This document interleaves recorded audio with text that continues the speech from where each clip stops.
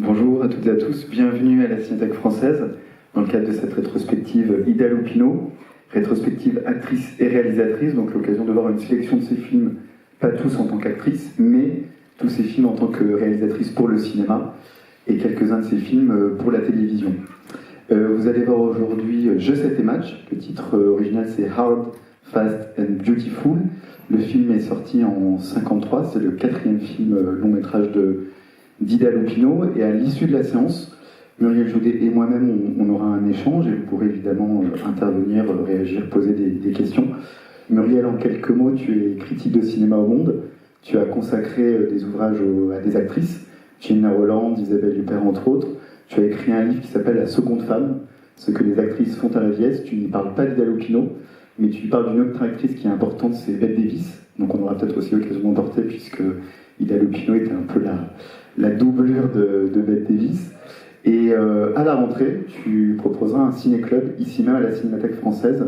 Et le rendez-vous à noter, c'est le 18 septembre. Voilà. Muriel, tu veux dire, avant qu'on découvre le film, quelques mots ?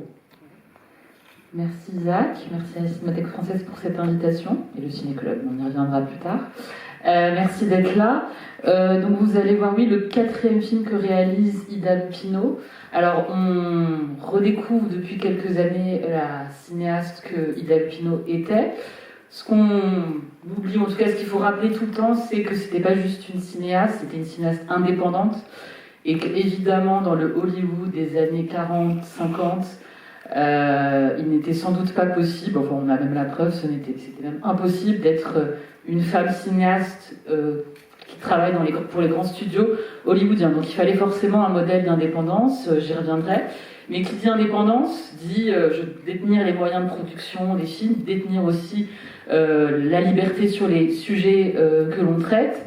Et il me semble que le film que vous allez voir traite d'un sujet qui n'aurait pas été possible de traiter au sein d'un grand studio hollywoodien, puisque c'est la question, alors disons, du spectacle. Hollywood a beaucoup parlé du spectacle, mais du spectacle et du show business qui peut-être détruisent tout, jusqu'aux âmes des personnages. Et ça, c'est une question évidemment que Ida Lupino connaît parfaitement comme actrice, puisque vraiment elle a été dressée, hein, c'est le mot, pour être une grande comédienne, pour être comédienne, pour faire partie intégrante du show business. Elle vient d'une grande dynastie théâtrale britannique. Elle a commencé à travailler dès l'âge de 10 ans, elle est arrivée à Hollywood à 15 ans. Et elle le dit elle-même, aussi loin que je m'en souvienne, j'ai toujours été faite pour ça.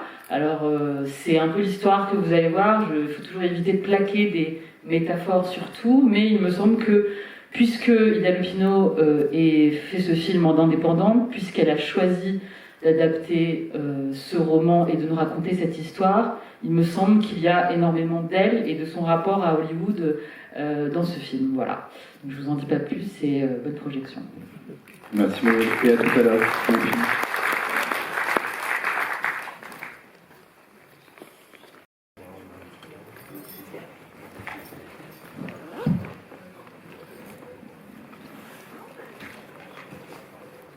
Bien, on va commencer. Alors avant le début du film, on disait que c'était le 4e long métrage d'Ida Lupino, mais c'est le premier dont elle ne signe pas le scénario, puisque c'est un film qui est une adaptation d'un roman lui-même adapté d'une histoire vraie, qui s'inspire de l'histoire d'une joueuse de tennis. Et en même temps, c'est un film qui est, puisque souvent les personnages d'Ida Lupino ont quand même un lien avec son histoire personnelle, sont des histoires autobiographiques, même si ce film-là n'est pas signé par elle, il y a quand même, on peut dire, un lien à son histoire personnelle. Oui, c'est un roman. Alors, il y a peu d'informations, parce que ça fait partie quand même, tous les films d'Ida Lupino sont pas très connus, mais celui-ci particulièrement, je pense qu'il fait partie... c'est peut-être le plus méconnu de ses films, même en lisant 2-3 trucs dessus, parce qu'il n'y a pas une grande littérature sur ce film. Il est assez même mal aimé, ou vu comme un de ses plus faibles, alors que pour moi il recèle en fait beaucoup de choses, notamment parce que en fait, quand Ida Lupino commence à vouloir faire du cinéma, je pense qu'on peut revenir à ça, et je retomberai sur sur ta question. Déjà, c'est d'abord comme productrice, donc elle fonde en 1949 une société de production de filmmakers avec son mari, et c'est par accident qu'elle va se retrouver sur le terrain, à réaliser un film, puisque donc c'est sur Not Wanted, le premier film qu'elle produit, le réalisateur... Avant de Téné, en français. Avant de Téné, ouais. Où le réalisateur fait une crise cardiaque, et elle le remplace au pied levé. Et c'est une histoire un peu bizarre, parce qu'il y a très peu de propos de Lupino sur est-ce que finalement elle est devenue réalisatrice par accident, c'est-à-dire s'il y a pas cette... Est-ce qu'il faut qu'un homme meure pour qu'une femme le remplace, quoi? Sachant qu'elle commençait à écrire très jeune, Lupino. Oui, c'est ça, des pièces, voilà. Ouais. Donc, qu'est-ce qu'elle aurait fait s'il n'y avait pas eu cette crise cardiaque, quelque part? Donc, elle a dit, j'ai réalisé par nécessité, j'ai continué par conviction.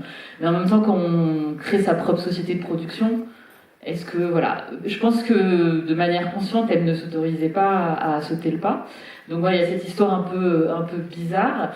Et avec son mari, il y a vraiment Collier Young, c'est ça, il y a vraiment cette idée de faire des films donc indépendants, et cette indépendance, vraiment des fictions de gauche, j'appellerais ça comme ça. Alors en anglais on dit en américain on dit message movie, donc des films pédagogiques, mais je pense qu'on peut tirer ça vers la fiction de gauche, parce que je trouve que c'est plus fort, et que je trouve que les films de Lupino, ça leur va bien. Et les message movies ou les films pédagogiques, c'est vraiment cette idée qu'il y a un message à faire passer, ou en tout cas il y a un public à éduquer, et donc parfois on peut peut-être lui reprocher à ce genre, et reprocher parfois aux films de Lupino leur très grande clarté morale ou discursive, c'est-à-dire on comprend le message qu'elle nous fait passer. Mais ce que je trouve très fort dans celui-ci, c'est qu'en fait cette limpidité, cette transparence par rapport à ce qu'elle veut nous dire, c'est-à-dire en gros l'argent détruit tout, mais en fait pas que, il y a énormément de choses dans le film, cache un nombre assez fou de détails qu'on peut ne pas voir, c'est-à-dire l'évidence en fait cache des choses beaucoup plus obscures, et des détails de mise en scène que moi je pense qu'à la première fois que je l'ai regardé, je l'ai vu voilà, comme une série B, genre, ok j'ai compris, et je l'ai revu et j'ai vu un nombre de détails fous, et surtout je me suis dit c'est vraiment quelqu'un qui travaille la mise en scène comme d'une manière, ça se voit qu'elle n'a pas d'argent et donc elle exploite tout. J'ai pas trop réussi à trouver le budget du film. Alors il y a une échelle autour de $300 000, donc c'est vraiment un très très petit budget, et on sent vraiment que voilà, c'est une femme qui fait du cinéma dans un monde qui ne veut pas que les femmes fassent du cinéma, et la manière dont elle exploite comme ça la moindre parcelle de son film est très impressionnante. Et vraiment, il y a des détails, on peut commencer à rentrer dedans, mais au moment, il y a une carafe d'eau qui ressemble au tout début du film à une coupe voilà, de championnat. Il y a les lits, vous avez tous vu les lits qui sont mis dos à dos, de mémoire de cinéphile. Moi, je n'ai jamais vu des lits mis comme ça. Et en fait, on sait qu'à l'époque, les hommes et femmes ne dormaient pas forcément ensemble, même mariés, mais c'était plutôt côte à côte. D'ailleurs, voilà. Au cinéma, ça se retrouve dans d'autres films. Là, en effet, c'est très spécifique. C'est ça, je pense que ni au cinéma ni dans la réalité, les gens dorment comme ça. Et en même temps, c'est-à-dire il y a un rapport mimétique du sujet à la forme, c'est-à-dire c'est un film sur le tennis, donc je vais mettre un filet au milieu de l'homme et de la femme. Et toute la mise en scène est construite comme ça, dans un rapport mimétique au tennis, et donc les scènes sont des matchs. Et donc voilà, ça vraiment, les lits mis dos à dos, pour moi, on est vraiment dans le Lupino style, c'est vraiment cette idée qu'il faut, il n'y a pas d'argent et il faut donc tout exploiter, et faire des choses à la fois très lisibles et en même temps des choses beaucoup plus subliminales. Donc la carafe d'eau, mais aussi il y a toute cette scène où donc on propose à Sally, c'est ça, ouais. Florence parlait, pardon, l'actrice s'appelle Sally Forrest, j'ai un peu du mal avec les noms, de rejoindre ce club, et donc on est dans la pièce principale, dans le salon des Farley, et donc il y a une discussion qui s'entame entre le père et la mère, et quand on regarde bien cette scène, on voit que la fille va de l'un à l'autre, et que c'est vraiment, la fille devient la balle de tennis, quoi. Et c'est vraiment très frappant qu'elle a vraiment construit la scène comme ça, comme un match entre le père et la mère, et il y a beaucoup de scènes qui sont construites sur ce principe, Mais là, c'est vraiment, on comprend pas trop pourquoi la fible se déplace comme ça, et le père marque un point, la mère marque un point, et la balle va de l'un à l'autre. Voilà, il y a plein de détails, et alors évidemment, je pense qu'il y a, le sujet, c'est l'argent détruit tout, mais en fait, je pense qu'il y a 10 sujets dans le film, et ça aussi, je pense qu'il y a une ambition politique du film qui est très très puissant, c'est-à-dire que c'est presque un film contre Hollywood, contre les États-Unis de l'après-guerre, contre le matérialisme américain, la société de consommation, le capitalisme, la société du spectacle. Enfin, c'est très très très ambitieux.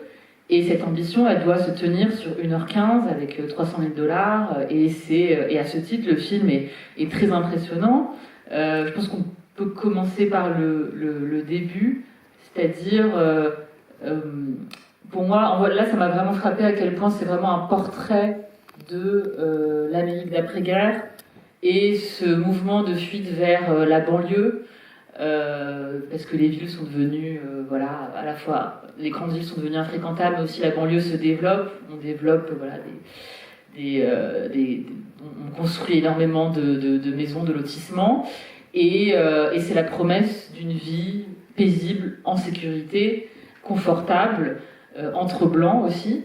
Et aussi, on sait que ce mode de vie banlieusard va devenir un vrai piège pour les femmes. C'est ce que commente notamment une féministe, Betty Friedan, qui a écrit donc La femme mystifiée, qui explique qu'en fait ça a vraiment les femmes ont travaillé pendant la guerre, une fois que les maris reviennent de la guerre, hop, elles s'enferment à double tour dans leur maison et deviennent des femmes au foyer. J'ai ta femme de ménage, mais c'est la même chose. Et du coup, le film parle de ça de manière très subtile, c'est-à-dire la frustration d'une génération va en fait se répercuter sur celle d'après. Voilà la mère est diabolique, mais en fait c'est ce que produit la frustration féminine, et en un sens politique. Et ça va produire une génération de femmes frustrées qui vont donc faire payer le prix de leur frustration à leurs filles. Et là, on est vraiment sur un motif hollywoodien, qui est la stage mother, c'est-à-dire toute l'histoire du cinéma hollywoodien et des acteurs hollywoodiens. C'est très souvent la mère ou les parents, il n'y a pas que les mères, mais des ambitions déçues des parents qui auraient voulu être comédiens, acteurs, et qui n'y sont pas parvenus, donc qui vont s'installer en Californie et lancer très jeunes leurs enfants sur le devant de la scène. Et d'ailleurs, le film s'ouvre sur la mère et se conclut sur elle. Ouais. Il y a un dernier plan sur elle dans ce stade, vide en fait du film. Ouais. Oui, alors ça c'est même la voix off. Elle nous fait bien comprendre que celle qui tient le récit, c'est la mère, et le début, il est vraiment, là encore, fausse simplicité, c'est-à-dire, que fait la mère? Elle est en train de confectionner une robe. Le motif de la robe est très important dans le film, c'est-à-dire, la robe, c'est la métaphore du rêve de la mère. Et donc, on confectionne la robe, ensuite on la fait porter à la fille. On verra que ça a une importance au film qui va passer tout à l'heure à 18h, mais là, la robe comme fantasme, comme rêve de la mère. Et que fait la fille dans ce montage alterné? Elle est en train de jouer au tennis, donc c'est déjà, je pense que c'est assez rare de voir dans le cinéma des années 50 un corps de jeune actrice aussi mobile, aussi libérée, aussi en mouvement.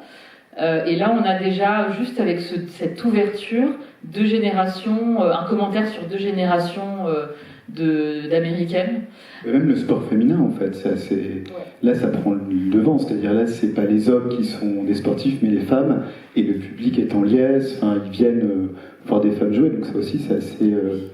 évidemment, même on n'en est toujours pas... le sport féminin, même aujourd'hui, n'est pas quelque chose... de valoriser. Un tout petit peu plus, mais et elle, déjà en 51, c'est-à-dire que c'est... je pense pas que il n'y a aucun film, si ça vous dit quelque chose, un film qui parlerait d'une sportive dans les années 50, je vois pas trop là comme ça. D'ailleurs, c'est la même année, il me semble qu'il y a L'Inconnu du Nord Express de Hitchcock, et donc c'est vraiment, c'est des rares films hollywoodiens qui ont parlé du tennis, et ils datent de la même année. c'est assez drôle. Mais oui, il y a ce rapport déjà au sport féminin qui est pas du tout, qui doit être inexistant en 1950.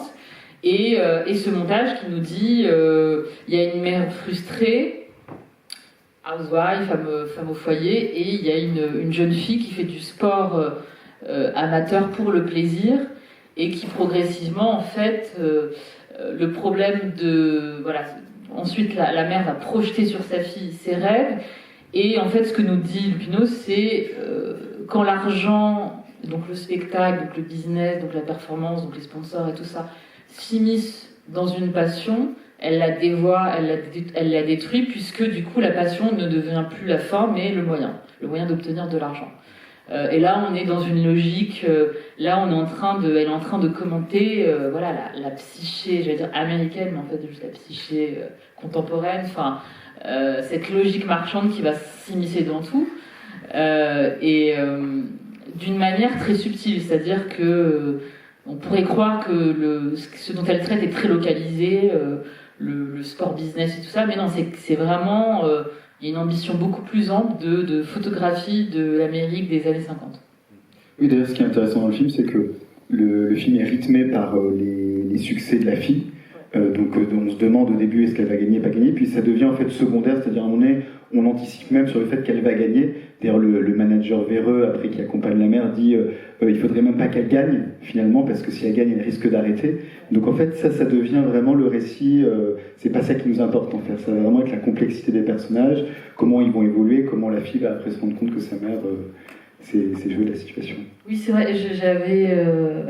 Bernard Benoliel, qui travaille ici, me disait, je crois qu'il est un fan de tennis, il m'avait dit les scènes de tennis sont pas follement orchestrées, et c'est vrai que moi j'ai pas de... c'est vrai qu'on sent que c'est pas le sujet. Et certaines sont réelles d'ailleurs. J'ai lu que certaines scènes, alors peut-être des spectateurs, mais ce sont des scènes d'archives, des images d'archives. Oui, d'accord. Et ça aussi, ça fait partie du cinéma de Lupino. Ouais. C'est-à-dire d'intégrer le réel, parce qu'elle était influencée par Rossellini, d'intégrer le réel dans ses films. Et je pense que c'est aussi une question du coup de budget. Mais en fait, ce qui l'intéresse dans le dispositif du tennis, c'est le tennis comme spectacle. Alors que si on reprend toutes les scènes de match, ce qu'on voit, c'est que au début, c'est le pur sport amateur, et la vue derrière Florence Parler est dégagée. Il y a un horizon, il y a des arbres, tout ça. Et progressivement, ça va devenir une cage, et elle va ajouter à chaque nouveau match encore plus de public, puis ensuite il va y avoir toute la logistique de la médiatique, donc les caméras, les commentateurs, et ça va devenir un univers de plus en plus carcéral. Et elle insiste beaucoup donc sur ce public, c'est-à-dire, et ça je trouve que c'est une idée très belle du film, c'est-à-dire qu'est-ce que c'est que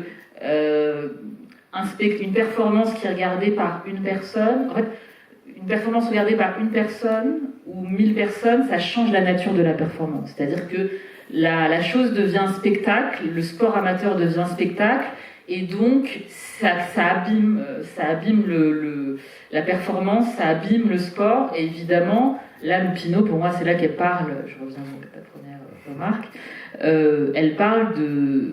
Même on pourrait réduire ça pour que ça colle à la fois au film et à la carrière de Lupino comme actrice. C'est qu'est-ce que c'est un corps de femme regardé par une personne, qu'est-ce que c'est un corps de femme regardé par 1000 personnes. Tout de suite, c'est différent, tout de suite, ça devient... C'est cette démultiplication des regards sur le corps d'une femme qui pratique son métier, ça devient une cage, ça devient un spectacle, et c'est ça qu'elle critique pour moi, c'est-à-dire... et elle le dit dans une scène, là encore, de fausse simplicité, c'est-à-dire quand le père est allongé sur son canapé. Pourquoi le père, on pourrait dire le père est un peu en oubli par rapport à la mère, mais il sert, donc pourquoi il est alité, ça lui permet de dire, ce père-là, alors il écoute la radio, mais qu'est-ce qu'il fait quand il écoute la radio? Il ferme les yeux. C'est-à-dire c'est celui qui ne regarde pas, et donc c'est celui qui, quelque part, protège sa fille en ne la regardant pas, parce qu'il ne fait pas partie du spectacle. Et ça, elle nous le montre, là c'est vraiment de l'ordre du... j'ai pas compris ça tout de suite, mais voilà, il ne fait pas que regarder la radio, il ferme les yeux.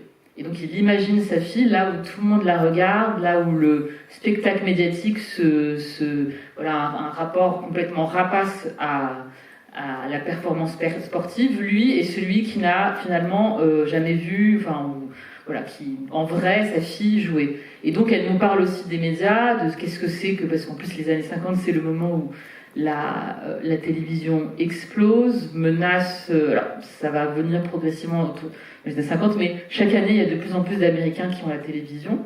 Et ça devient vraiment le média de masse numéro 1 qui va bientôt dépasser le cinéma. Donc, elle nous parle aussi de ça, de qu'est-ce que c'est que les choses qui sont, voilà, qu'un sport ou qu'une performance soit démultipliée par les médias de masse.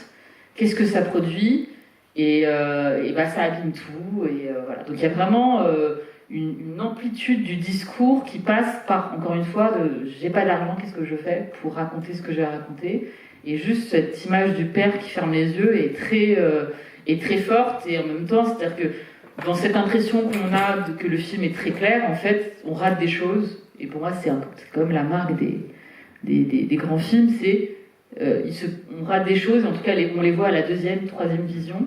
Et donc, il y a du rab à chaque fois qu'on revoit le film. Justement, donc pour revenir à ma première question ou remarque sur le lien autobiographique entre le personnage de Sally Forrest et Ida Lupino, et tu disais par rapport au Rob, je pense à ce que Ida Lupino disait elle-même quand elle était, je crois, à la Paramount, elle disait qu'on l'avait relooké, donc jusqu'à lui décolorer les cheveux, à l'habiller, c'est-à-dire c'était vraiment une dolly, quoi, une poupée. Et là, on retrouve un peu ça dans le film à travers le personnage de la mère qui lui fournit des robes. Alors évidemment, c'est du merchandising puisque c'est des robes qui doivent être photographiées pour les avoir gratuitement. Mais il y a cette idée, on l'habille, c'est pas elle-même qui choisit, c'est pas elle-même qui parle. Sa mère parle pour elle. Et ça, pour moi, j'y vois vraiment un parallèle avec la vie d'Ida Lupino, pour revenir à ce que tu disais, comme si finalement il a fallu qu'elle passe par être actrice pour pouvoir s'émanciper d'une certaine façon. Oui, elle a vraiment...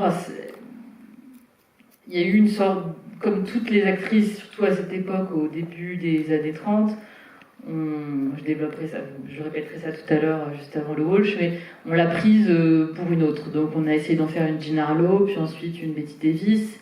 Et il y a toujours eu cette idée à Hollywood, encore aujourd'hui, que les acteurs sont uniques, mais les actrices sont interchangeables. Et donc il y avait comme ça une sorte de malentendu, il y a beaucoup d'actrices dont on a essayé de transformer en blondes à la Jean Harlow, Bette Davis y compris. Bon voilà, la reproductibilité technique d'un modèle qui est la blonde platine, la fausse blonde. Et puis elle s'est battue d'abord comme actrice pour avoir sa liberté, parce qu'il y avait ces contrats très contraignant de contrat de 7 ans. Elle a réussi à négocier une clause assez totalement inédite qui consistait à dire en fait je peux travailler pour d'autres studios que la Warner. Et globalement ce qu'on comprend, c'est que c'est quelqu'un qui s'est retrouvé, voilà, qui a été dressé pour être actrice, qui ne le voulait pas fondamentalement, mais qui n'a pas eu vraiment le temps de se dire ah j'ai pas envie d'être actrice, et qui s'est tout de suite retrouvé de par cette dynastie familiale d'acteurs vraiment élevés en batterie comme plein d'actrices et d'acteurs hollywoodiens, parce que les stage mothers, c'est-à-dire vraiment elle était à Hollywood à 15 ans, puis sa carrière a commencé.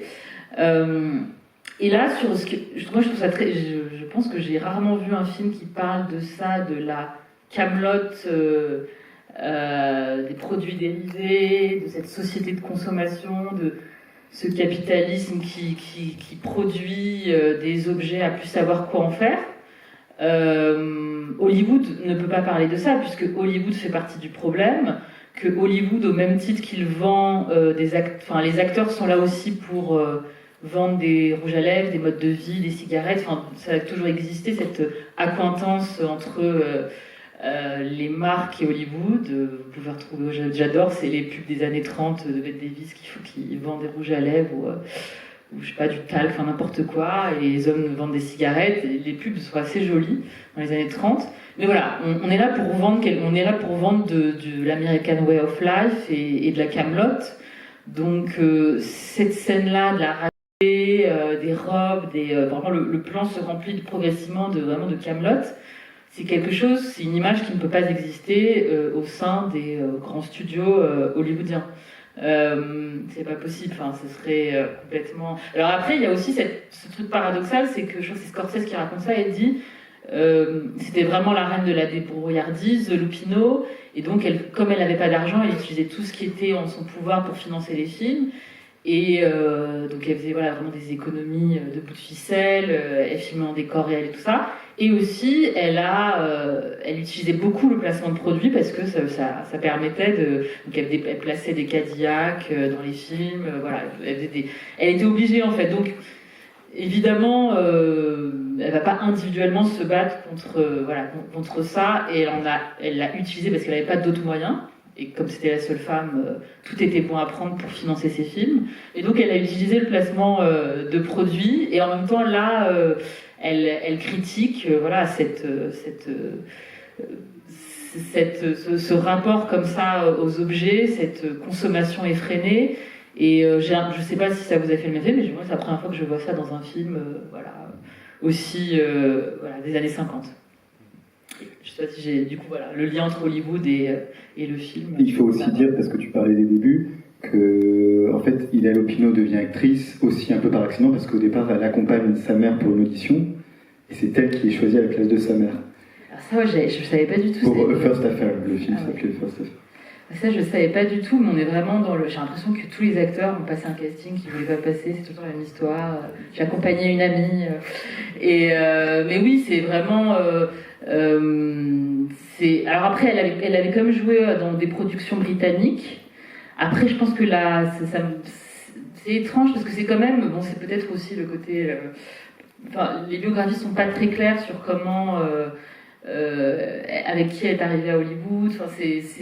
Par exemple, là, ça m'étonne qu'elle obtienne le rôle de la mère, alors qu'il doit y avoir une différence d'âge entre les deux. Alors, c'est comme dans le film, il y a un troupe comme à la mère à qui on dit on pense que vous êtes sœurs, quoi. Oui, c'est-à-dire, le film joue vraiment là-dessus, et peut-être qu'il y avait... Oui, c'est ça. Et puis surtout, dans tout le film, on passe du ma fille a tout obtenu, j'étais aux anges. Enfin, il y a comme ça une confusion qui travaille dans tout le film sur. Déjà par la voix off, qui montre bien tout de suite de manière subliminale, mais quand même très claire, que le récit appartient à la mère, et on passe tout de suite du elle à je, et qu'il y a une sorte il y a deux personnages qui se confondent complètement. Après, c'est vrai que moi, on peut se dire la mère est quand même très chargée. Et le père peut-être un peu trop angélique. Je pense que c'est à la fois une critique qu'on peut amener au film, et en même temps, c'est quelque part, il y a quelque chose de féministe à faire une figure de père aussi passif, qui vraiment, plus ça avance, plus il est au second plan, plus il finit par crever. Après, le film nous dit quand même, un homme délaissé par sa femme finit par mourir. Il y a un côté un peu comme ça. La mère n'a pas tenu son rôle et excède un peu son rôle, et elle aurait dû rester à la maison. On peut l'interpréter comme ça. Mais moi, j'y vois plutôt le côté, les femmes frustrées produisent des monstres. Pour moi, je me vois vraiment comme ça. Mais bon, ça se discute. Et il y a aussi dans le film, et ça traverse la filmographie de Lupino, si on regarde de Not Wanted au Dortoir des Anges, en passant par Never Fear, la question du parcours initiatique, parce qu'on assiste vraiment dans le film à l'éclosion d'une adolescente, d'une fille, d'une jeune fille, à femme en fait.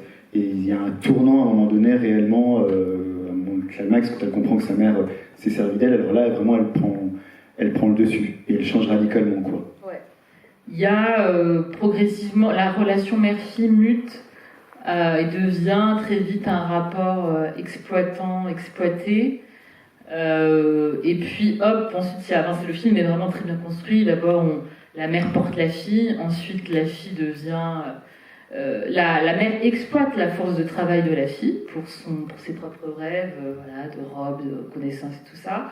Et ensuite, il y a une prise de conscience de la fille par rapport à la mère, et ces scènes très vraiment... il y a peu de temps, on a 1h15, donc le film est vraiment construit exploitation, prise de conscience, et conscientisation de la position de la fille. Là aussi, je trouve ça très fort, c'est-à-dire il y a presque un truc de statement politique, discours politique de la fille qui se retourne et qui prend conscience de tout ce qui a été abîmé. Là aussi, dans la construction du film, il me semble qu'il y a quelque chose qui est vraiment profondément anti-hollywoodien, puisqu'il n'y a pas la happy end, puisque, comme tu le disais, on n'insiste pas sur les matchs et sur les victoires, parce que, en fait, plus on filme un match, elle filme les victoires sportives comme des défaites morales, en fait.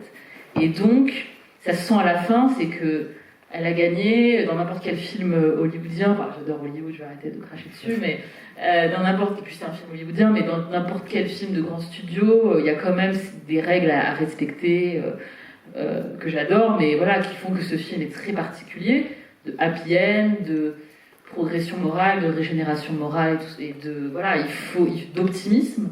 Et là, le film, plus il avance, plus il s'assombrit, plus il y a de l'argent, plus il y a de la célébrité, plus il y a des victoires, plus c'est glauque, et c'est quand même bizarre. Enfin, c'est quand même assez inédit. Donc on a, là politiquement, je trouve ça très fort. Et il nous dit aussi quelque chose. Jusqu'à cette fin un peu à la All About Eve, où en fait le manager, il se tourne vers une autre joueuse, il va la voir, et c'est vraiment next, quoi. Ouais, reproductibilité, voilà, interchangeabilité des femmes sportives, donc des actrices. Et voilà, tout est produit à la chaîne, même les humains. Et il y a moi, ce que j'aime beaucoup, je remonte à la première scène avec la mère et le père qui discutent, avec leur lit opposé, le truc avec le vernis à ongles qui est très marrant, c'est-à-dire qu'en fait, on la voit au début, donc il y a le voisin qui vient, et la mère comprend qu'il y a une sorte de flirt entre sa fille et le voisin, et de manière, ça je l'avais pas vu, mais de manière très subtile, elle regarde ses ongles qui ne sont pas faits, et là, bon, c'est très, elle est sur l'escalier, elle a la main sur la rampe de l'escalier, elle regarde ses ongles, et la scène d'après, elle est en train de faire ses ongles, et ce détail montre un peu, bon, j'ai du vernis, donc je vais pas dire, la superficialité de la mère, quoi, et enfin, c'est un petit détail, elle insiste vraiment sur le vernis, puisque il y a ce moment où le mari pense que sa femme lui tend la main, et en fait, elle est en train de faire sécher son vernis. Donc, le vernis nous permet de dire que cette femme est totalement autocentrée. Même quand elle tend la main comme ça, c'est pour que son vernis sèche. Donc vernis qui va craquer d'ailleurs. Ouais, c'est ça, ouais. Et c'est ça. Et du coup, c'est très. Là encore, j'ai pas de moyens, qu'est-ce que je fais ? J'utilise le moindre détail. Et il y a ce dialogue avec le père qui est vraiment très. Moi, je trouve que c'est politiquement très subtil, c'est-à-dire le père se suffit de ce qu'il a. La mère, non. Et il y a cette idée qui, vraiment, moi, je trouve vraiment passionnante, c'est si on stagne, enfin, ne pas viser la classe sociale d'au-dessus, c'est pourrir, en fait. C'est pourrir sur place.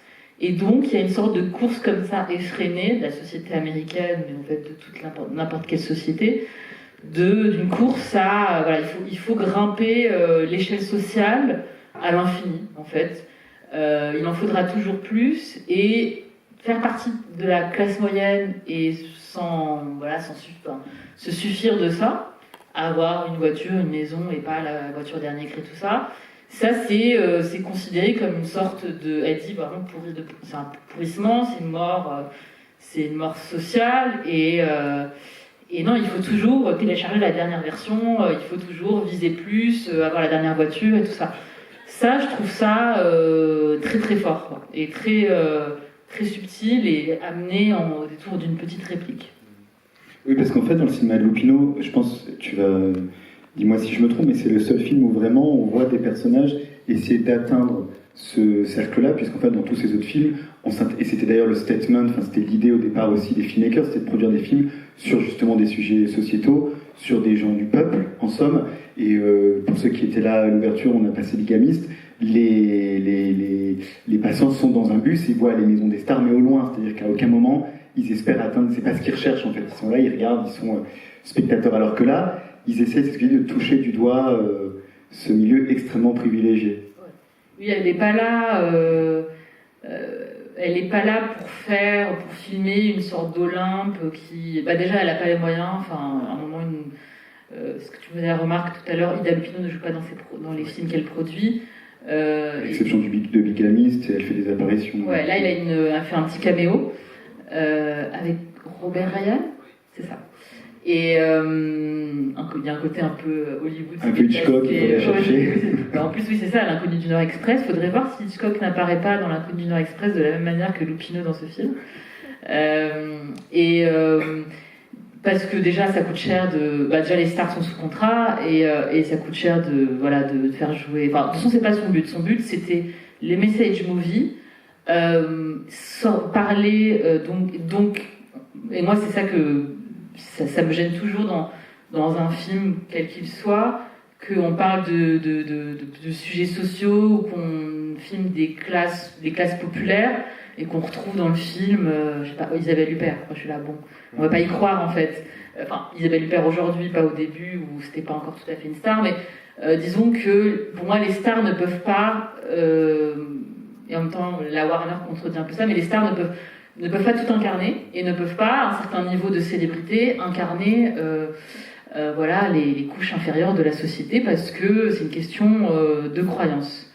Ça c'est je parle du cinéma contemporain parce qu'à la Warner c'était précisément de dire il y a des stars qui peuvent émerger oui, justement, s'il était à la recherche de financement, est-ce que ça l'aurait pas aidé à financer ces films comme on le voit même encore aujourd'hui, des acteurs, réalisateurs, actrices, cinéastes qui en fait se mettent en scène aussi parce qu'ils savent que ça va débloquer des fonds. Ouais. Sur la manière dont elle produisait de manière... moi, j'ai plutôt tendance à penser que, de toute façon, elle voulait tellement pas parler... c'était tellement le contraire d'un Lubitsch, c'est-à-dire cette manière de planer au-dessus des considérations quotidiennes, la vie quotidienne, et de filmer une sorte d'Olympe, comme ça, d'un paradis, en fait, absolument sublime, évidemment, mais là, elle veut traiter de sujets sociaux. Et donc il lui faut des corps et des visages profanes, et ça passe aussi par ça, et donc par une sortie absolue du star system, je pense. Et je pense qu'après, vraiment, ça devait être très compliqué pour elle d'emprunter des stars qui étaient dans des contrats, qui étaient déjà bien laminés par leurs contrats et qui devaient tourner à toute allure pour les studios à qui ils appartenaient. Mais et puis voilà, puis c'était une question d'argent, mais je pense que c'est compliqué de faire un film sur le viol. Dans The Bigamist, il y a quand même alors j'ai oublié le casting, il n'y a pas Joan Fontaine. Il y a Joan Fontaine, bien sûr. Voilà. Puis il y a un lien à sa vie privée, qui est devenue après la femme de son mari. Ouais. C'est ça. Donc voilà, il y a déjà Joan Fontaine, mais disons que pour parler de la polio, pour parler du viol, quelle actrice connue accepterait aussi de parler de ces problématiques qui sont très étonnantes, puisque la règle d'Hollywood, c'est presque à quelques exceptions près, c'est de ne pas parler de la réalité, quoi, et d'en créer une autre. Et elle était en prise avec des sujets tellement vraiment plus vraiment des sujets de santé publique, quoi. Enfin, il y a vraiment, moi, ce qui me frappe dans The Bigamist, par exemple, je me dis, mais chez Lubitsch, la question de l'homme marié, enfin, à deux femmes, ça aurait donné une sorte de comédie pétillante, ça aurait été juste la question de l'adultère, de choisir, j'hésite entre deux femmes. Et chez Ida Lupino, ça devient la bigamie, c'est-à-dire un problème de société. Oui, tout à l'heure les questions. Donc ça devient un problème de société et c'est vraiment il est traité comme tel, c'est-à-dire il y a un problème à régler dans la société américaine et du coup comment on fait et ça produit de la douleur. Là où chez d'autres cinéastes ça produit de la fiction ou des malentendus, ou je pense notamment, enfin même si c'est pas tout à fait la même chose, mais par exemple Ange de Lubitsch, enfin c'est une femme qui hésite entre deux hommes. Chez Lupino, ça devient ça finit au tribunal. Et donc il y a je trouve qu'elle, au lieu de déréaliser les choses, elle les réalise, elle les ancre dans la réalité. Et je dis pas que c'est mieux ou pas, mais je dis que c'est son style. Et pareil, dans Bigamie, c'est pas tellement la finalité qui importe, qui est au premier plan, c'est vraiment plutôt la complexité des personnages. C'est pas ça qui nous importe, un peu comme ici, qu'elle gagne ou pas les matchs finalement. C'est ça aussi qu'on trouve dans son cinéma.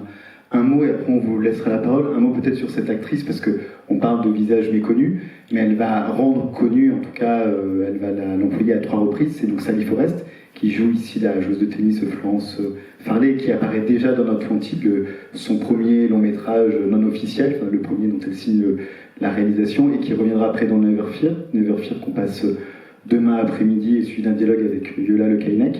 Est-ce qu'on peut dire un mot peut-être sur cette actrice ? Alors moi j'avoue que j'ai pas beaucoup d'informations sur elle, mais voilà, je l'ai vue que chez Lupino, donc j'ai l'impression que de manière assez évidente, Lupino se projette en elle d'une manière très claire, déjà parce qu'elle utilise...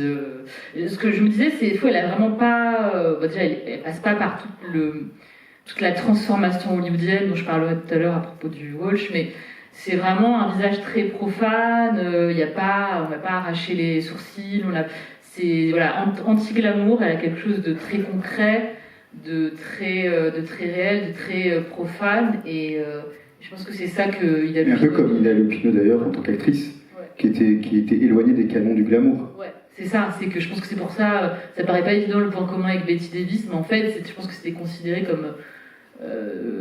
c'est Bette Davis qui le dit à propos d'elle, je faisais partie des pas beaux, des pas belles, et il y avait les sex symboles, et puis il y avait les autres, et je pense que Ida Lupino comme Bette Davis, à un moment, on a essayé de les glamouriser à outrance, d'en faire des Jean Harlow, alors que vraiment, elles étaient sur un mode beaucoup plus...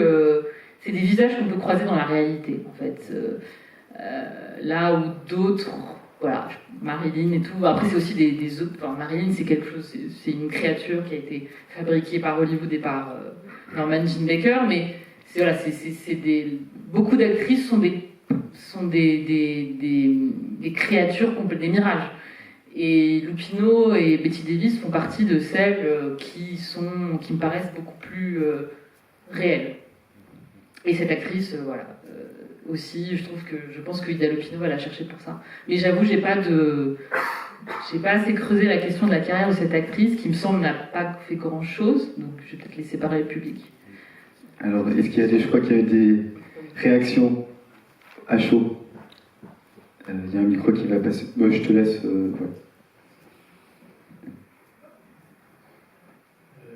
Oui, avant de poser ma question, déjà faire remarquer que Sally Forrest apparaît aussi dans des films où Ida Lupino est juste actrice, comme La Cinquième Victime. Donc, elles ne se sont pas croisées que étant interprète et réalisatrice, mais aussi comme deux actrices dans la même distribution. En fait, ce qui, moi, m'intéresse, c'est... j'ai l'impression que... ça fait que 2 films réalisés par Lupino que je vois en quelques jours, mais qu'elle a quand même un discours profondément féministe.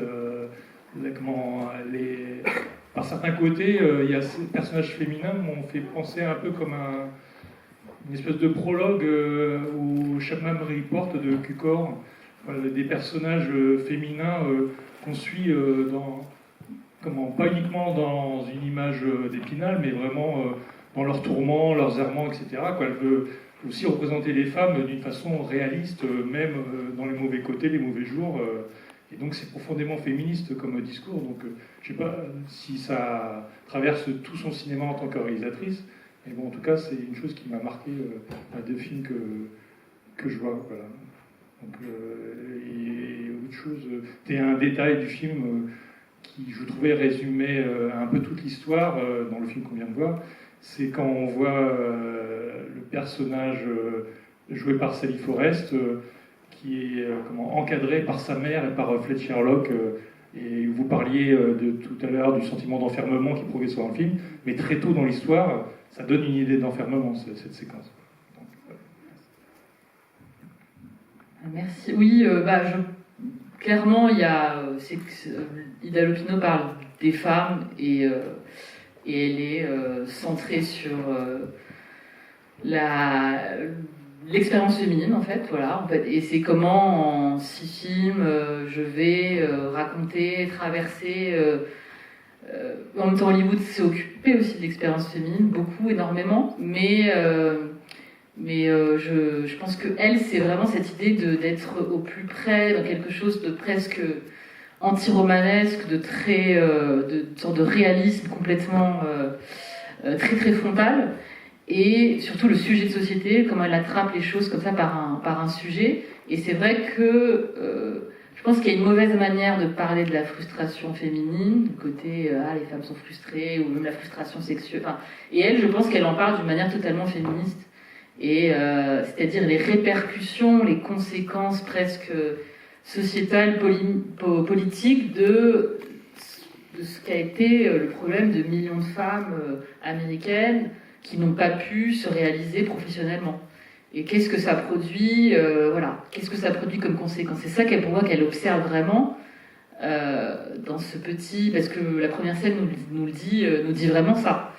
Et nous montre vraiment, puis il y a vraiment cette question de je veux une plus grande maison, je veux plus une grande voiture. Enfin, on est vraiment dans l'envers de cette carte postale qu'auront été les années 50, où l'Amérique s'est vendue aux autres et à elle-même, et a essayé de vendre à la fois sa camelote, à la fois un mode de vie, et aura fait croire, par l'intermédiaire de certains films, de certaines sitcoms, de la publicité, tout ça, que les femmes étaient heureuses.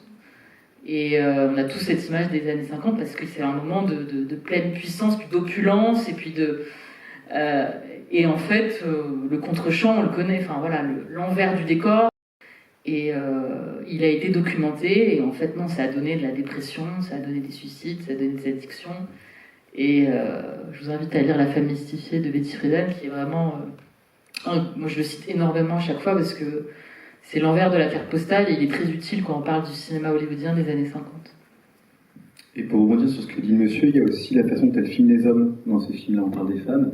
Et je trouve qu'à cet égard, dans le film, on a vraiment deux types d'hommes. Voilà, et c'est pas que des sales types. Il y a le manager véreux qui, lui, a une idée en tête. Et puis, il y a le fiancé, quand même, qui est aussi un très beau personnage.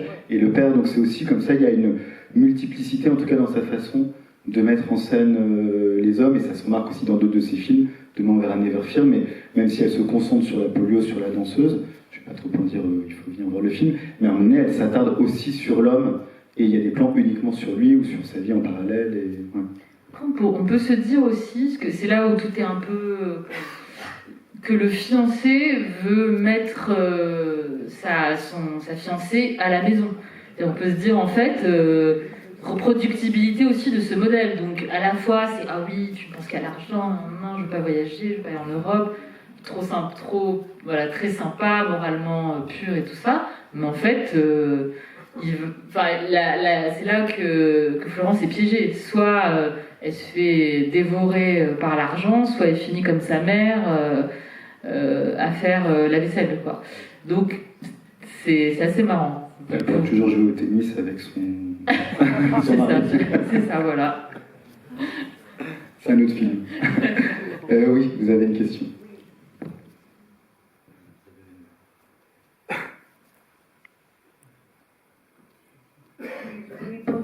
Est-ce qu'on sait quelle était la réaction du box-office quand ce film est sorti? Parce que j'ai jamais entendu parler de ce film, je ne connaissais pas. Et je voulais aussi parler du film de Visconti avec Anna Magnani, je me souviens pas. Bellissima. Oui, Bellissima, oui. Oui, Stage Mother aussi. Oui. Et juste une dernière chose, quand Florence refusait de faire de publicité pour différents produits, on sait ce qui est évolué par la suite, vers les footballeurs et des gens qui font comme Federer, etc., qui font pour Adidas, etc., toutes les publicités. Ici, on est au début du phénomène des hommes et des femmes sandwich, quoi, qui vraiment portent... qui en fait, même ça va plus loin aujourd'hui, parce que, pour petite anecdote, mais maintenant, donc les stars signent des contrats avec des grandes marques de luxe, et donc elles ont interdiction, j'ai une réalisatrice qui me racontait ça, qui me disait, telle actrice a signé chez Dior, donc elle peut pas s'habiller Chanel dans mon film. Donc voilà, on a le capitalisme, c'est aussi approprier les corps des acteurs d'une manière très... Voilà. Et Lupino est vraiment au début des années 50, je pense que c'est vraiment... Alors après, à l'époque aussi, les corps appartenaient aux studios et tout ça, mais voilà, c'est allé très très loin. Et vous avez raison, maintenant, voilà, on sait que Federer est, je crois, chez Uniqlo. Voilà, chaque star a sa marque, quoi. Donc c'est un peu dépensé. On s'est habitué quand même à cet état de fait, mais c'est pas normal. Mais le box-office, est-ce qu'on sait si le film était un échec ou était... Je sais pas si... Moi, j'ai rien trouvé. C'est un film sur lequel il y a très peu de choses. Je sais, franchement, j'ai pas... Il y a sur le box-office et tout ça, il y a rien. Même pas de critique, je crois. Enfin, j'ai pas trouvé de critique. Est-ce qu'il est sorti j'ai l'impression qu'il est même pas sorti en France, en fait. Je crois qu'en France, il est peut-être sorti qu'en 71. Ouais. Ces films sont sortis beaucoup plus tard. Bonjour à tous les deux. J'ai une remarque et une question. La remarque, c'est que dans le scénario, j'ai apprécié qu'Italo Pino ne cède pas à la facilité en nous filmant une liaison entre Fletcher et la mer. Peut-être qu'un réalisateur américain lambda d'Hollywood aurait évidemment repris ce cliché attendu, hein, on l'attend. Il lui dit vous êtes très attirante ce soir. On se dit à un moment que le manager va vouloir faire d'une pierre deux coups, la fille et la mère. Et puis non, fausse piste. Vous allez me dire ce que vous en pensez. Et la question, c'est, compte tenu du lien qui unissait Italo Pino et Sally Forrest, et aussi de ses difficultés financières, n'aurait-il pas été tentant pour elle de jouer la mère, justement, de jouer Claire Trevor? Ça aurait été assez intéressant. C'est vrai. Du coup, j'imagine. Parce que oui, non, ça aurait très très bien marché. En même temps, Claire Trevor a un truc, une sorte de maternité comme ça, faussement, enfin diabolique dans sa côté de rondeur, de rondeur un peu diabolique. Là De toute façon, elle est filmée aussi en contre-plongée, il y a quelque chose de vraiment. Enfin, on sait que Italo Pino était la première femme à faire un film noir, mais on sent déjà un peu les prémices, quoi. C'est là les ombres, le côté vraiment diabolique, à suspense un petit peu. Je sais pas pourquoi Lupino. Là vraiment c'est de l'ordre du mystère, mais je pense qu'il y a des raisons économiques et aussi peut-être dur d'être actrice et en même temps envie d'être réalisatrice, et quand elle est réalisatrice elle veut pas être actrice. Je pense que voilà, elle avait elle faisait son métier de réalisatrice contre son métier d'actrice, donc peut-être pas envie de jouer dedans. Et pour ce que vous avez dit, oui, ouais, c'est vrai que c'est. Alors, est-ce que en fait ils sont amants, mais on nous le montre pas? Est-ce que moi je pense que c'est juste une sorte de couple d'exploiteurs qui sont. Voilà, c'est le sujet entre eux, c'est pas le sexe, c'est exploiter la force de travail de la fille. Et que du coup il faut pas mettre de sentiments là-dedans ou et puis surtout il n'y a pas le temps en fait, il n'y a pas le temps de creuser ce qui pourrait être leur relation, est-ce qu'ils sont amoureux et tout ça. Et puis il faut surtout que tous les deux, surtout lui, soient diaboliques et vraiment ne pensent qu'à l'argent. Donc si on commence à mettre de l'histoire d'amour, là vraiment c'est mon interprétation. Ce sont deux requins qui se rencontrent. Oui, voilà, c'est ça. Et du coup, leur manière de coucher ensemble, c'est quand ils regardent les matchs de la fille, qu'ils se disent on va avoir plein de thunes et ça suffit, quoi. Ils subliment, quoi. Alors, on va vous... Une ambiguïté à la fin, parce qu'il dit ça fait quand même longtemps que le bateau a quitté le port. Quand il parle à sa femme sur la derrière, c'est très ambigu comme expression. C'est le Marie qui dit ça. Oui, c'est sur ça. son lit. Ouais. Oui, il lui tend des perches, même quand il lui dit je vous retrouve tout à l'heure à l'hôtel, ou en effet vous êtes belle ce soir. Oui, moi c'est la première fois, ça n'avait pas marqué, mais j'ai eu sur mon petit écran d'ordinateur, là, plus le fait de voir sur grand écran, il y a un truc entre eux, mais bon, on est en 50, 53, ils peuvent pas, voilà, on peut pas aller plus loin, c'est quand même, ce serait un adultère, donc ça reste soft, entre guillemets, mais oui, il lui tend des perches. Surtout si les jumeaux sont mis dos à dos, ça va être compliqué pour conclure. Ouais, c'est ça. Est-ce qu'il y a d'autres interventions de la part du public? Ouais, il y a 2 personnes, je crois, qui peuvent courir. Il y a une chose qu'on n'a pas dite, mais qu'on peut signaler quand même, c'est aussi dire que Italo Pino faisait exception à l'époque, puisque je pense qu'elle était la seule, ou l'une des 2 seules, à faire partie de la Directors Guild, donc le syndicat des réalisateurs aux États-Unis à cette époque-là. Voilà, je sais pas si tu veux en dire. J'ai pas trop là sur pareil, je pense qu'il faut. Pour moi, c'était un peu démo de dire cinéaste indépendant. Enfin, et en fait, quand j'essaye de penser à ce qu'étaient les années 50 et à la manière dont elle a. Enfin, c'est assez fou en fait d'être la seule réalisatrice des années 50. Enfin, la force qu'il faut. La détermination, j'ai du mal à imaginer c'était quand même quelqu'un de forcément exceptionnel.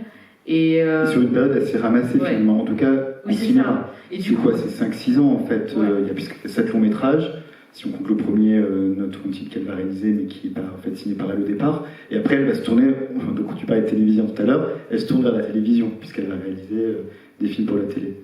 Ouais, et je voulais dire un truc, j'ai oublié. Non, en fait, c'est aussi que je pense que il y a des livres maintenant, les biographies sont quand même assez récentes, mais il y a aussi ce truc où peut-être que de son vivant, on ne s'est pas assez occupé de comment Ida Lupino avait traversé tout ça. Donc, je pense qu'il nous manque de la documentation. Tout ça est venu assez récemment avec la restauration des films et tout ça, mais il y a beaucoup de points d'interrogation et de zones de flou, notamment sur est-ce qu'elle est devenue réalisatrice par accident. Ouais. Il y a des propos, mais je trouve que là, typiquement, moi, je me suis confrontée dans mes recherches à un manque d'informations qui était en fait totalement sexiste, c'est-à-dire on ne s'est pas assez penché. Alors les États-Unis se sont intéressés à beaucoup plus avant parce que c'est leur histoire et que Hollywood ils l'ont traversé de long en large, mais ça manquait de précision. Je me dis là, on est encore sur ce truc d'histoire de femmes mal documentées, ou en tout cas où les choses sont un peu ambiguës sur certains points. Et là, notamment la directeur Guide, je sais pas ce qu'elle faisait. Enfin, je sais pas ce qu'elle faisait. C'est un peu regrettable. Donc voilà, on a dû tout inventer là pendant 1 heure, ce qu'on racontait. Oui, bonjour. Oui, bonjour. Donc pour Bellissima, c'est la même année, c'est 51. Ah oui, c'est vrai. Oui. Et c'est pure coïncidence ou là j'imagine mal que Visconti connaissait le projet de Lupino et Lupino le projet de Visconti. Mais est-ce qu'au moins on sait s'ils ont vu le film l'un de l'autre ou l'autre de l'un, ou s'il y a une porosité entre les deux, parce que c'est quand même étonnant. Il y a une similitude. Non, alors aucune information évidente. Le truc c'est que du coup il devait être en train de réaliser un peu au même moment. Non, je pense que pour le coup c'est de l'ordre du heureux hasard, de même que comme je disais, L'Inconnu du Nord Express, rare film qui filme le tennis, est réalisé la même année. Donc je pense que c'est comme très souvent, il y a des thématiques qui sont dans l'air. Il me semble que Sunset Boulevard c'est 5 ans, 1950. Enfin, voilà, on est quand même dans un moment où on passe dans une sorte pour moi, Hollywood a toujours fait des films sur lui-même, ou le cinéma italien, sur les films, il y a toujours eu des films backstage, mais j'ai l'impression que les années 50 ouvrent une période assez pessimiste où on va aussi montrer l'envers du décor, mais au sens très négatif, c'est-à-dire c'est pas chantons sous la pluie, c'est en fait voilà ce qui se passe derrière, et parfois c'est un peu glauque, si tant est qu'on estime que Je sais tes matchs est un film sur Hollywood, mais je pense que c'est assez clair, mais voilà, pour moi il y a un truc qui est très années 50, sorte de pessimisme comme ça, un peu d'après-guerre, de satire un peu qui ressemble à l'époque, et je pense qu'il y a plein de films comme ça, même aujourd'hui, parfois il y a 2 films qui sortent sur le même sujet, et c'est étonnant, mais en fait c'était dans l'air, et je pense que c'est plutôt ça. Il y aura même le sketch de Rizzi qui est encore pire, avec l'enfant qui doit tourner avec un singe, etc. Je sais pas si non, j'ai pas vu ça. C'est dans les monstres ou les nouveaux monstres. Ah ok.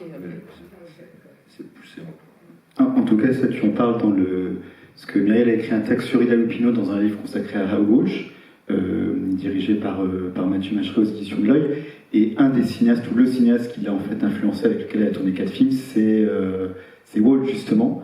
Je crois que dans ce texte, tu dis que justement les moments où elle ne tournait pas, elle était en coulisses, c'est là qu'elle l'a vu à l'œuvre et qu'elle s'est en fait inspirée, ou en tout cas que ça a été un apprentissage pour elle. Oui, c'est ça. C'est qu'elle a appris à être réalisatrice. C'est là que le truc par accident n'a pas beaucoup de sens. Et donc oui, elle apprenait, comme beaucoup d'acteurs qui ont ensuite, pourquoi ils ont souvent envie d'être réalisateurs, parce qu'ils ont vu faire. Ils savent comment ça marche, ils savent comment un tournage marche, et puis je pense que la position de réalisateur devient très désirable. Et donc oui, c'est Walsh qui lui a appris ce qu'elle savait de la réalisation. Là encore, c'est tout ce que je peux dire. Je ne sais pas si lui a vu ses films ou... Non, il n'y a rien dans les bios. C'est vraiment Scorsese qui avait écrit une magnifique nécrologie, où il y avait plein d'informations. Je pense que j'ai des extraits. Et bon, Scorsese qui sait tout, mais je vais vous lire un passage. Il disait, elle voulait faire des films avec des pauvres gens désorientés parce que c'est ce que nous sommes. Alors ça c'est une citation de Lupino, donc elle disait ça. Et Scorsese la reprend. Ces héroïnes sont des jeunes femmes dont la sécurité de la classe moyenne a été brisée par des traumatismes, grossesse non désirée, polio, viol, bigamie, abus parental. Il y a un sens de la douleur, de la panique et de la cruauté qui colore chaque image. Ce qui est en jeu dans les films de Lupino, c'est la psyché de la victime. Elle s'adresse aux âmes blessées, retracer le lent et douloureux processus par lequel les femmes luttaient contre le désespoir pour reprendre possession de leur vie. Son œuvre est résiliente, dotée d'une empathie remarquable pour les êtres fragiles et les cœurs brisés. Elle est essentielle. Donc c'est le seul qui savait beaucoup de choses sur elle. Et moi, ça m'a fait penser au carton de The Hitchhiker qui dit ce que vous allez voir dans les prochaines 70 minutes pourrait vous arriver. Et pour moi, c'est... Voyage de la peur, Hitchhiker. C'est ça. Et ce carton résume son cinéma. Enfin, Hollywood, c'est ce que vous allez voir dans ce film ne va pas vous arriver. Ou vraiment si. Mais voilà, c'est pas là. Et elle, un de ses films s'ouvre vraiment sur un truc de sa manière de se brancher directement sur le public. Et pour moi, ça anticipe vraiment Cassavetes, qui déjà aussi a compris l'importance de l'indépendance économique, c'est-à-dire les répercussions esthétiques du fait d'être indépendant, c'est-à-dire on raconte pas les mêmes histoires, et surtout il avait un rapport à Hollywood vraiment comme Lupino, c'est-à-dire et au cinéma, c'est-à-dire le cinéma, il détestait Kubrick par exemple, il disait Kubrick il parle de rien, il parle pas de la vie des gens, et que pour lui ce qui intéressait c'était que vraiment quand même que les gens sortent de la salle et détournent le regard tellement on leur parlait de leur vie et tellement c'était douloureux. Et pour moi, c'est vraiment Lupino, c'est du pré-Cassavetes. Cassavetes, acteur-réalisateur. Ouais, et voilà. Ouais, qui s'est mis plus en scène. C'est ça, acteur à Hollywood, qui prend de l'argent d'Hollywood pour faire des films. Et mais j'ai rien trouvé sur Cassavetes parlant de Lupino, mais clairement, elle prophétise un peu Cassavetes. Beaucoup moins dans la politique. Alors, sur la forme et tout ça, évidemment, c'est pas les mêmes moyens, c'est aussi des moyens techniques, c'est-à-dire que je pense que tourner un film... En même temps, elle est déjà dans un truc de prise de vue dans des décors réels et tout ça, mais oui, Cassavetes, ensuite, il va s'attaquer au jeu d'acteur d'une manière... je pense que Lupino fait avec la logistique d'un tournage hollywoodien classique, et donc, voilà, les acteurs ne doivent pas trop bouger... Elle est un pont entre Cassavetes et Hollywood. Voilà, c'est ça. Il y avait, je crois, une intervention tout en haut. Alors il faut courir là. C'est bon.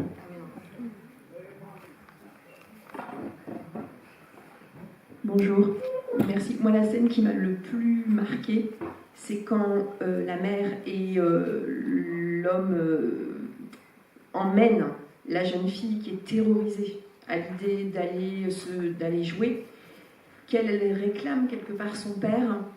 Enfin, je veux dire, l'image des deux prédateurs, parce qu'on sent bien qu'elle est terrorisée, qu'elle n'a pas envie d'y aller. Enfin, elle va être un bon petit soldat, mais malgré elle.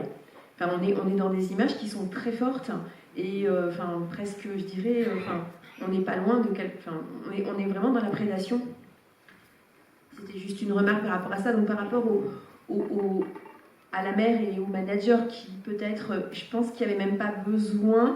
En fait, ils sont unis par une forme criminelle, enfin quelque chose de cette jeune fille, voilà. Enfin pour moi c'est autre chose encore. Oui, ils sont là pour l'exploiter et je crois qu'elle passe de, j'avais noté ça, de je veux gagner à je dois gagner, ça résume vraiment. Pardon ? Ouais, c'est ça. Et non, mais ce que vous dites sur à la fois on peut trouver ça un peu too much, le côté l'actrice qui est prise en étau entre les deux, et en même temps je trouve que c'est une image très forte. Que moi vraiment j'ai l'impression que dans ce film la manière dont ce qu'on fait endurer au corps de Florence Parlé est assez inédit, même dans sa liberté et dans le côté répressif du film. Là, pour moi, je vois une femme se posait la question du corps féminin, ensuite avec la robe et voilà, tous les apparats. Pour moi, il y a quelqu'un qui réfléchit à c'est quoi un corps de femme et qui le malmène d'une manière dont il n'a jamais été malmené dans la fiction hollywoodienne. Sally Forrest, qui n'est pas doublée d'ailleurs, c'est elle-même qui joue au tennis. Ouais, c'est ce que j'ai lu, ouais, qu'elle avait été formée par une vraie joueuse de tennis. Mais ça va jusque-là, l'idée du film à petit budget, donc on n'a pas le moyen d'une doublure là. Merci beaucoup, Muriel Jouvet. On te retrouve dans. Alors attends, je crois que c'est 18h. Tu présentes Une femme dangereuse de Raoul Auge, donc on continue sur la piste Ida Lupino. Et demain, Never Fear faire face à 14h30, suivi d'une discussion avec Yola, le K-Mec. Merci Muriel. Merci.